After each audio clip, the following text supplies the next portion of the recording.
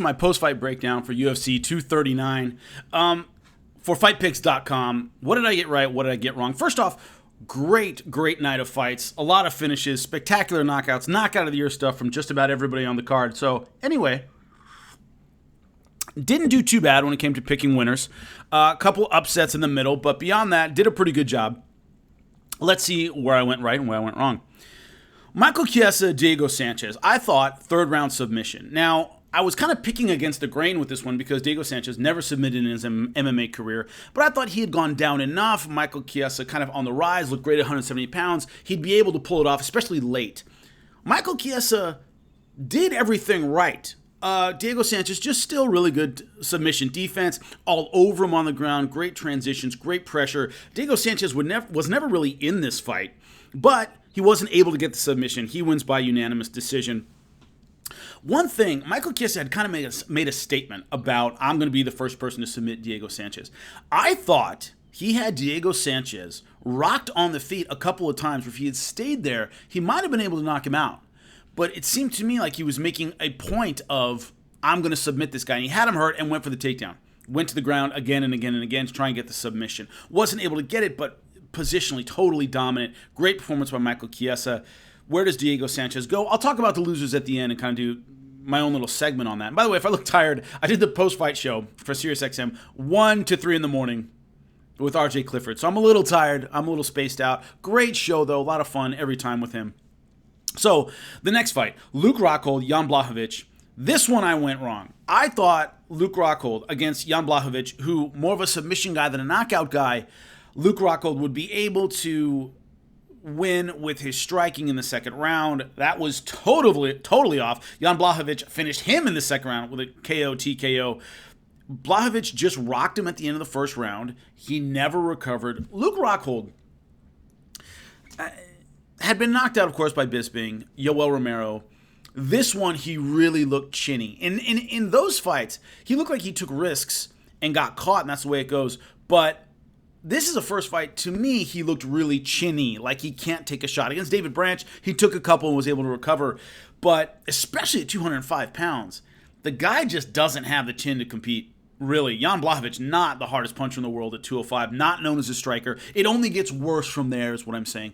And Luke Rockhold absolutely starched in this fight on his butt and then finished. Once again, I'll talk about where the losers go, kind of a second segment at the end, but couldn't have gone a whole lot worse for his debut at 205 pounds. Man, so Blachowicz did what he said he was going to do. He said, I'm going to hurt him, then he's going to go try for a lot of takedowns. I thought Luke tried for a lot of takedowns before he got hurt. I think that was part of his strategy, was set him up with kicks, then maybe get the takedown and work his top game a little bit. But he just can't handle the hands of Jan Blachowicz, let alone every other hard hitter at 205 pounds. Hard road for him. But Jan Blachowicz, KO in the second round. I missed the pick on that one. The next one, I thought Ben Askren by decision was the safe pick. Jorge Masvidal. That running, leaping, flying knee. That was a huge risk. That was a big risk, big reward kind of move. If he messes that up, he spends the entire first round on his butt, if he doesn't get, obviously, a ground and pounder to submit him. He spends the entire first round dealing with the pressure of Ben Askren. He said with that flying knee, either this works or I lose the first round. That was the 100% bet he was making. Of course, everybody at American Top Team knew Ben Askren doesn't set up his takedowns. He dives right for them, wide open. He can take a lot of shots. This was the game plan.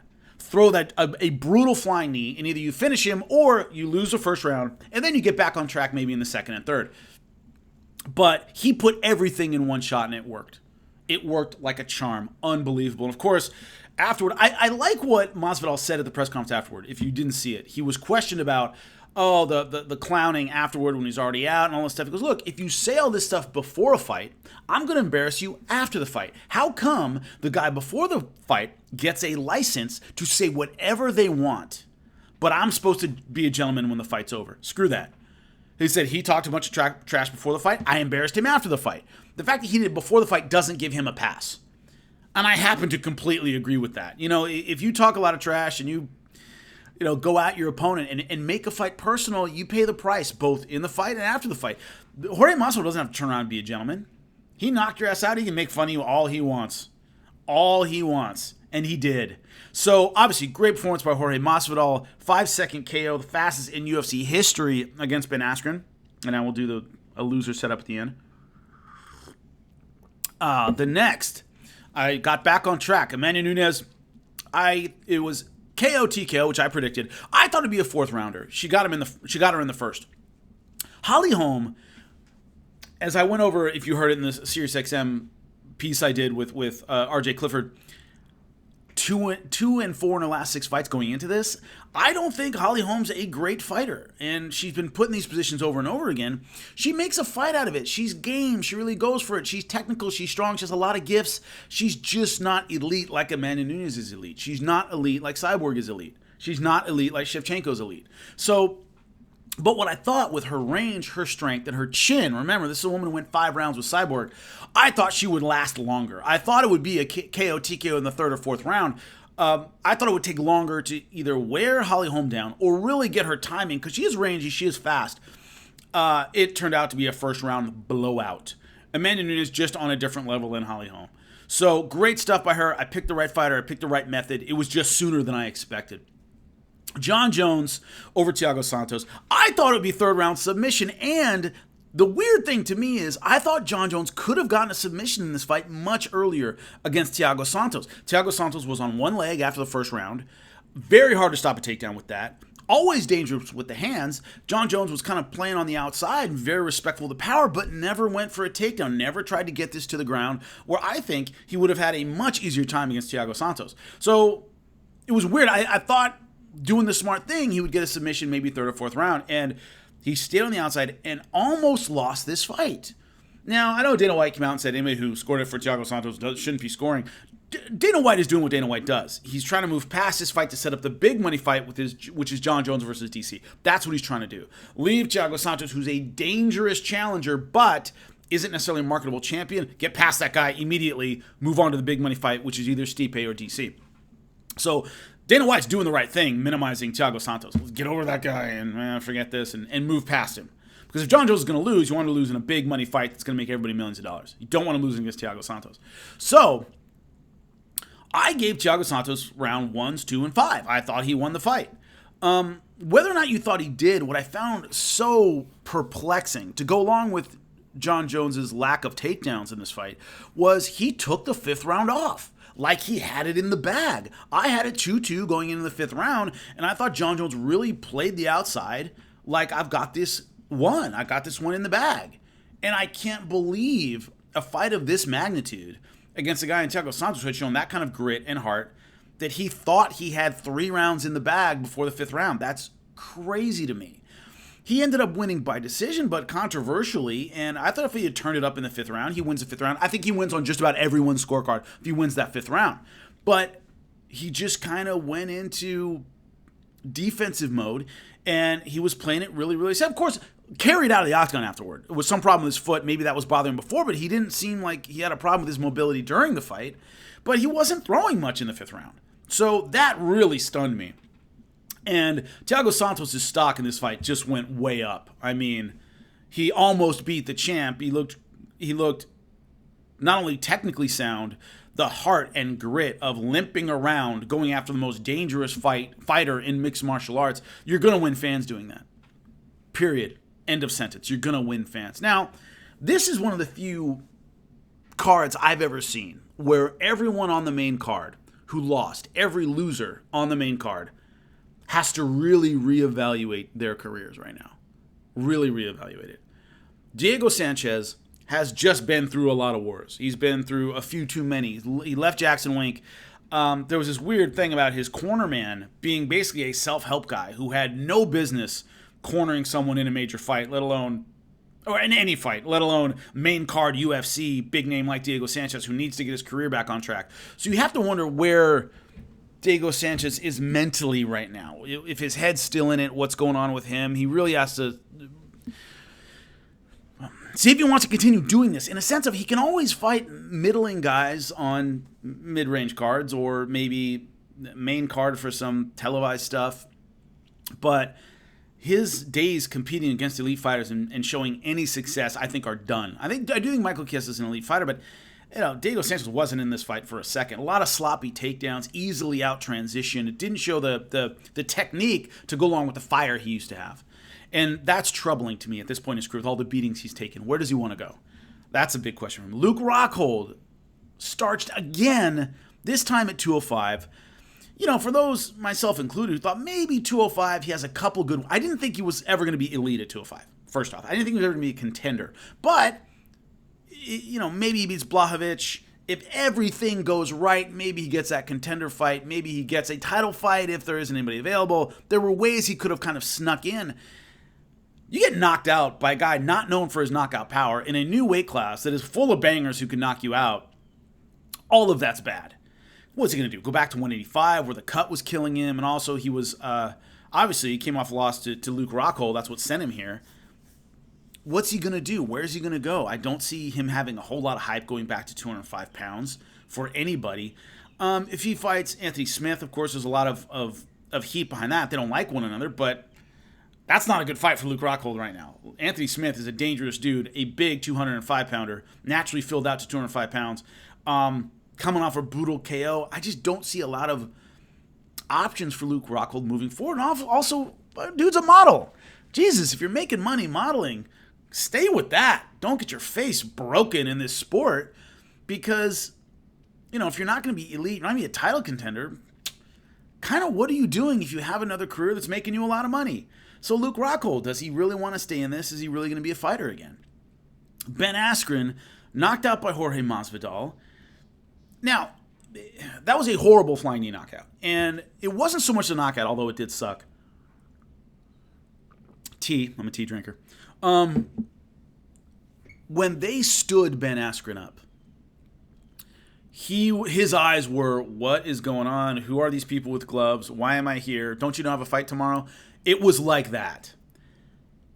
If there are long-term effects for the next, and what I mean by long-term in this case is the next couple weeks, month, you start having memory problems, you start having dizziness, you're having headaches, Ben would think about whether or not I want to continue doing this. This is a guy who had retired before. He had shown a willingness to walk away from the sport when he didn't think he was going to get to the UFC. So he's clearly doing enough things that he might, have resources outside of fighting where he can do other stuff, coaching or whatever, camps and the things he's got going on. If there is some long-term suspected problems from a flying knee like that, he might hang him up. I don't think he will. But Ben always fought like this couldn't happen. Like that knockout he got from Jorge Masvidal just wasn't going to happen to him. He dives for takedowns with no setup, no punches, no nothing. He dives for him. Hands out like he's sliding into home plate. And it always worked. The problem with that is you need confidence to do that. You can't worry about a knee coming in. You can't worry about an uppercut coming in. You have to dive for it like you don't care, like nothing bad's going to happen. Once that seed is planted, that something really bad can happen doing that, and you hesitate, that's it for Ben Askren. That is it for him. He is not the kind of guy, even when he wrestled, if you watch him at Mizzou, if you watch him internationally, the Olympics, he generally dove for takedowns. He wasn't a setup guy. And so the idea that he's going to set it up with his hands or something like that, or he's going to start doing that now, he's what, 34, 35? Like, this is not a spring chicken anyway. So if Ben continues going, which, if there aren't any serious physical, long-term, short-term ramifications of that headshot, he should be back in it. He should be trying to do it again. But if he's gun-shy, if he's shook, if he's hesitant with that diving for an ankle takedown, I don't see any other path to him. His hands aren't very good. Has a decent submission game. He's not going to get anything from his back. He's just not a complete fighter. He's a wrestler. And that's worked well for him so far. As he said, I'll stop doing it when somebody can stop my takedown. Well, somebody just stopped your takedown, essentially. He's got to figure out a way around that. Because if he doesn't, it's going to be hard for him to continue. Really hard. Especially at the elite level 170. In the UFC, holy God, it's full of murderers. So we'll see what goes on with Ben Askren. Holly Holm, I already said it when I broke this fight down. Last night, doing the SiriusXM show, I called Holly Holm the Buster Douglas of MMA. She had one great fight against Ronda Rousey. Since then, it's now 2-5. 2 wins in 7 fights. She really didn't follow up well on that big upset. Lost the title in her next fight. Never really got back on track. She had one great fight in her. Does that make her a great fighter? I don't think so. I don't think she's certainly an elite fighter. She's up amongst the best, but she's never had the wins against them. Bethe Correia, Megan Anderson are 2 wins since knocking out Ronda Rousey, and not elite fighters. I'm sorry.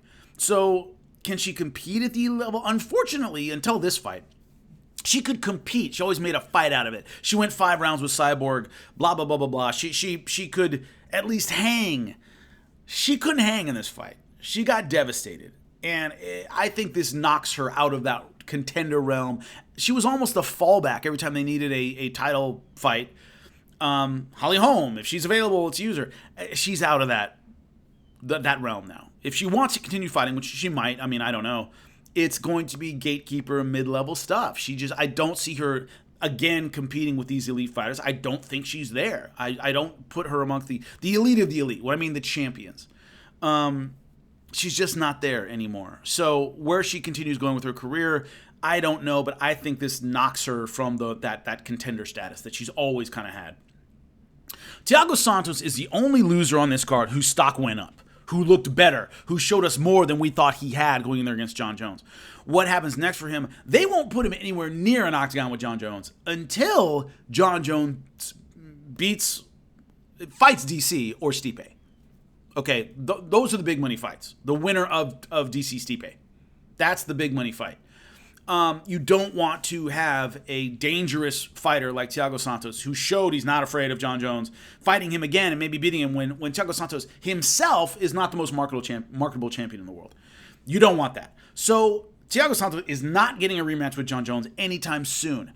If he can stay in the mix, wouldn't mind seeing a rematch with Anthony Smith, something like that. If he can stay in the mix, and Jon Jones gets past DC, Stipe, maybe one other challenger, maybe if Thiago Santos stays in the mix, which is hard to do at 205, if he can stay in the mix, he'll get another shot. I just don't see him getting one in the next at least a year. So the hard part for Thiago Santos is his stock went up, but he's not going to get a rematch with Jon Jones anytime soon. So he's got to stay in the mix of a division that's starting to get really crowded with young, hungry talent, long enough to get a rematch with Jon Jones. For Jon Jones to get through some big money fights where the UFC might go, okay, Thiago Santos has been winning, let's rematch this and see if we can get some heat on it.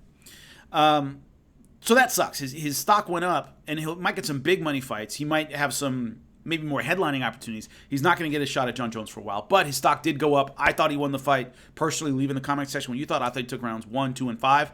I'm going to actually rewatch round 2 and see what I think of that, because that was the iffy round. I thought he won 1 and 5 decisively.